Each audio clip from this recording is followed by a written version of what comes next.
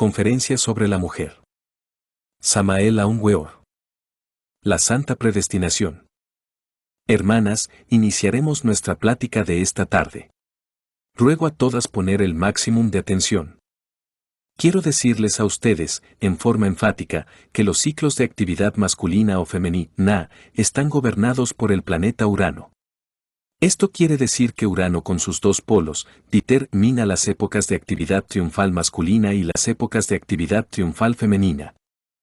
Cuando el polo masculino de Urano apunta hacia el Sol, triunfa en el mundo Tierra el sexo masculino.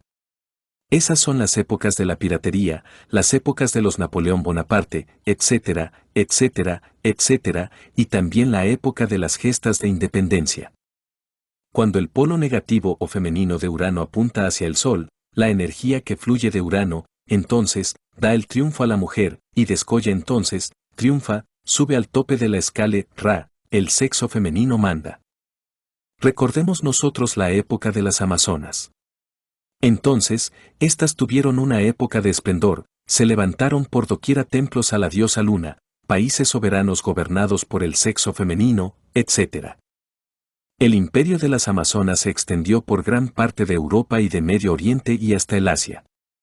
Quienes ejercían el sacerdocio, quienes ejercían el gobierno, quienes formaban parte de las fuerzas armadas, eran las mujeres. Que construyeran una poderosa civilización. Nadie se lo puede negar, fue cierto y de toda verdad. Indubitablemente, hubo algo de crueldad también, los niños varones eran incapacitados en alguna forma, para que no pudieran triunfar. Bien se les hería en un brazo, se les hería en una pierna, o en fin, se hacía algún daño al cuerpo para que no pudieran ejercer más tarde el dominio. ¿Que eso era cruel? No podemos negarlo. Pero son cuestiones que han pertenecido a la historia y que ya pasaron. En la guerra, las amazonas se distinguieron extraordinariamente. Recordemos a la amazona Camila, de la cual da testimonio nada menos que Virgilio, el poeta de Mantua. Obviamente Virgilio, gran maestro del Dante Alighieri, habla maravillas sobre la amazona Camila. En la guerra fue extraordinaria, puede llamársele como una de las mejores generales de la época, muy similar en el tiempo a cualquier otro gran guerrero del sexo masculino. En la ciencia, las amazonas descollaron triunfalmente. Su imperio fue poderoso y se extendió de occidente a oriente. Si más tarde aquel imperio declinó, si decayó, se debió eso, precisamente, al aspecto sexual. Cierto grupo de amazonas llegaron a Grecia, y aunque se aislaron por un tiempo, no está de más decirles que se unieron sexualmente a distintos jóvenes griegos y que cambiaron desde entonces sus modales. Estas amazonas, ya cambiadas, influyeron sobre el resto, pues, de las amazonas que habían establecido el imperio de las amazonas, y poco a poco, pues, fueron perdiendo el poder, hasta que descolló completamente el sexo masculino, y es que ya había pasado su época. 42 años son de actividad masculina y 42 de actividad femenina. En estos momentos, por ejemplo, en que nosotros nos encontramos, está dominando el sexo femenino, está en su ciclo de dominio, de mando. Más tarde, cuando se cumpla este ciclo de 42 años, volverá una nueva época de dominio del sexo masculino. Ahora le toca el peso del mando al sexo femenino, esto no lo podemos negar, es indubitable. Actualmente la mujer manda, se impone en la ciencia, se impone en el mundo del comercio, se impone en el gobierno, se impone en las religiones, se impone en el hogar, se impone en todas partes, está en su época. Urano gobierna directamente las glándulas sexuales, en la mujer, gobierna la actividad de los ovarios. Así que son 42 años de dominio masculino y 42 años dominio femenino. La mujer. Obviamente, puede aprovechar esta época para transformarse, si así lo desea. Por estos tiempos, se lucha por la emancipación de la mujer. Conceptúo, en realidad, que la mujer, de por sí, tiene el cetro de poder, en este tiempo, pues se halla dentro de la actividad del ciclo femenino de Urano. Considerando estas cuestiones, me parece que el sexo femenino tiene derecho a la dignificación y a la transformación. Que el sexo femenino debe aprovechar el momento actual, en que Urano la está ayudando, y sacar el máximo de provecho de la vibración del planeta Urano. La mujer tiene derecho a pasar a un nivel superior del ser, y esto es posible sabiendo amar. Amor es ley, pero amor consciente, el amor es el sumum de la sabiduría, así lo dijo Hermes Trismegisto en su tabla de Esmeralda, el 3 veces grande dios Ibis de Tot. El amor es el fundamento de todo lo que es, ha sido y será. La mujer, mediante el amor, no solamente puede transformarse a sí misma, sino también puede transformar a los demás. Por estos tiempos, asombra saber que algunas naciones ya están pensando en enviar, precisamente, comités femeninos a luchar por la paz universal. Tengo entendido que la ONU está considerando muy difícil el problema de la paz y seriamente se piensa en promover como una especie de propaganda pro-paz mediante comités femeninos. Creo, sencillamente, que la mujer en estos momentos desplaza al hombre y tiene dominio, mando completo, si a esto se añade que el sexo masculino está muy degenerado actualmente. Entonces, es la mujer la que tiene que regenerar al hombre. El estado de degeneración masculina es innegable, irrefutable, irrebatible. Toca a la mujer darle la mano al varón, levantarlo. Si el hombre ha perdido actualmente poder, se debe sencillamente a su degeneración. La mujer tiene pues, en estos momentos, un deber ineludible, ¿cuál es el de ayudar a regenerar al hombre y de luchar por la paz universal?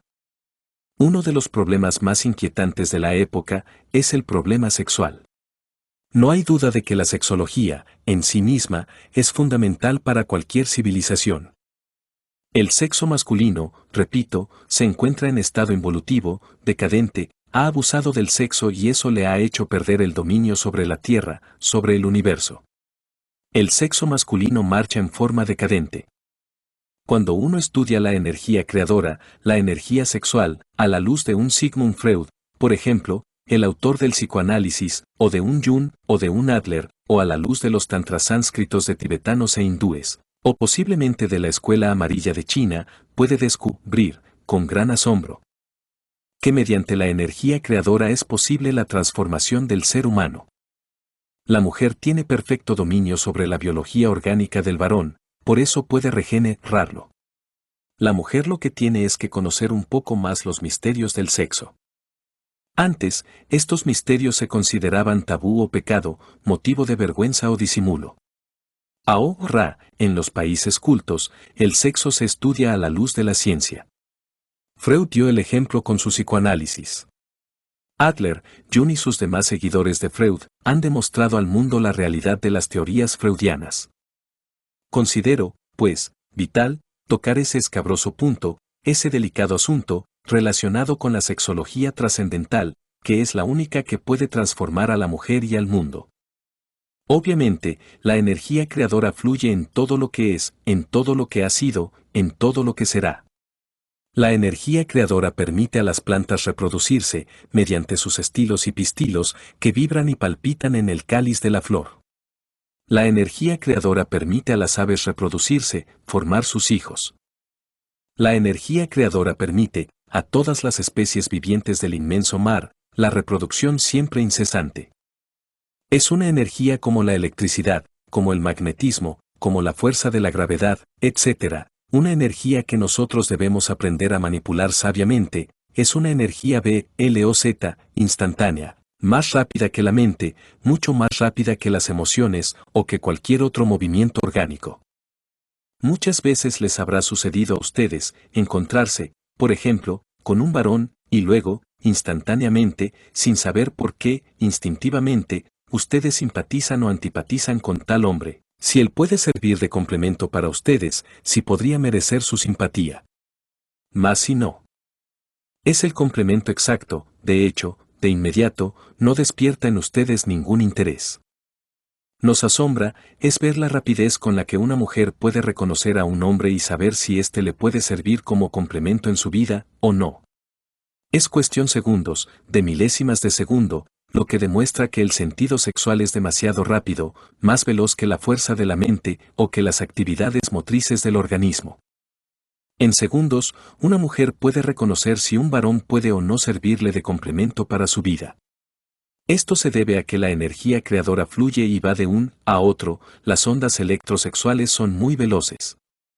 El centro sexual de una mujer instintivamente capta la realidad de cualquier hombre, y eso es obvio. En la vida encuentra uno cosas que asombran, muchas veces, esta vez hablo de los varones, estos, de pronto, aun teniendo esposa, no se sienten en plenitud, no se sienten íntegros, no se sienten con ella unitotales, presienten que les falta algo.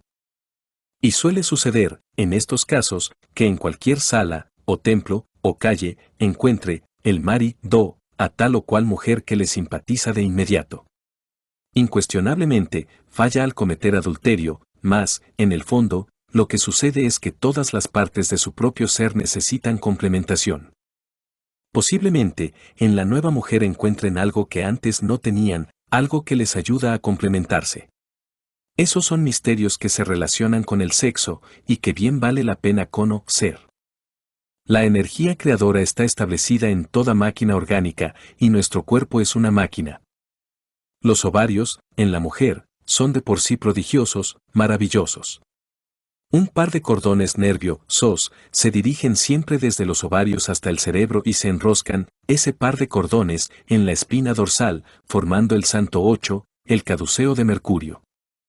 Por ese par de finos cordones nerviosos, que no son completamente físicos, pues en parte, podríamos decir, son tetradimensionales, asciende la energía sexual, propiamente dicha, como fuerza eléctrica muy sutil hasta el cerebro. Esta fuerza, de por sí, llega al organismo a través de diversos procesos. Originalmente deviene del tercer logos, del Mahachohan. Indubitablemente, para hablar esta vez en términos cristianos, podría decirles que tal energía es divinal y que el tercer logos o espíritu es lo que nosotros denominamos, en puro cristianismo, Espíritu Santo.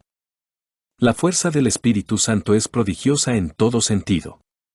El universo entero no podría existir sin esa fuerza magnífica, las semillas no lograrían germinar, los animales sin esa fuerza no se reproducirían, los árboles no darían su fruto, el universo entero no podría existir.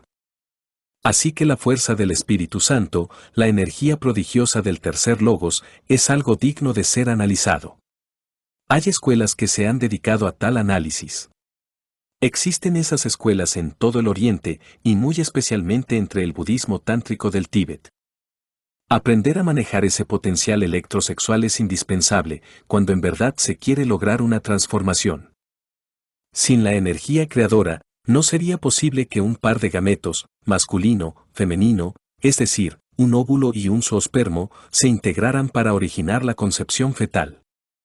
Bien sabemos nosotros lo que es la función del menstruo en el sexo femenino. Indubitablemente, este último se provoca debido a que un óvulo maduro se desprende del ovario, la herida que queda, pues, en aquel lugar donde el óvulo se desprendió, sangra, ese es el proceso del menstruo. Indubitablemente, en ese lugar donde sangra, existe también eso que en medicina se denomina cuerpo amarillo, y que a la larga sirve para evitar una sangría continua. Lo interesante es ver cómo ese óvulo desciende, pues, al útero, y aguarda allí el momento de ser fecundado. Cuando ese óvulo se encuentra depositado en su región correspondiente, siente la mujer, en realidad de verdad y en forma, dijéramos, intensiva, el impulso sexual. Tal impulso tiene una mecánica relacionada con la economía de la naturaleza. Y es que el óvulo pide, clama, desea a un zoospermo, para que exista una creación más, necesaria para los fines económicos del planeta Tierra. En ese estado hay ansiedad, de parte del sexo femenino por el masculino, esa ansiedad no tiene otra causa sino en el óvulo, que desea cuanto antes la unión con un zoospermo. Obsérvese algo muy interesante, de 6 o 7 millones de zoospermos que se escapan durante la cópula, tan solo un afortunado zoospermo logra llegar hasta el gameto femenino, pierde la cola, penetra completamente dentro del gameto y se inicia el proceso de la gestación. De tantos millones de zoospermos, solo uno logra penetrar en el óvulo. ¿Quién dirige esa operación matemática? Además, téngase en cuenta que el zoospermo lleva, en sí mismo, 24 cromosomas y que el óvulo lleva otros 24. Entonces, he ahí 48 cromosomas formando la célula germinal, célula básica, fundamental, mediante la cual deviene un nuevo organismo humano. Pero, ¿por qué un zoospermo, y solo uno, logra entrar en el óvulo? ¿Quién dirige a ese zoospermo? Hay un principio inteligente que lo dirige. ¿Cuál será? ¿Por qué ha sido seleccionado